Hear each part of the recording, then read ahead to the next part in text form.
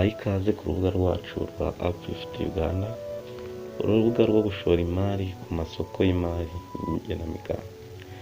Serivisi zacu zirizewe kandi dutanga umusaruro urambye, aho dutanga inyungu y'10% y'amafaranga washoye, kandi tukaguha iyo nyungu mu gihe cy'iminsi 20.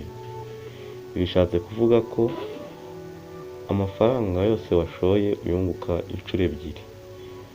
Ahangaha biravuga ngo mu minsi 20 ubonye ubwikube 2 bwayo washoye. Uplift Uganda kandi iguha 15% y'amafaranga umuntu winjijemo ashoye.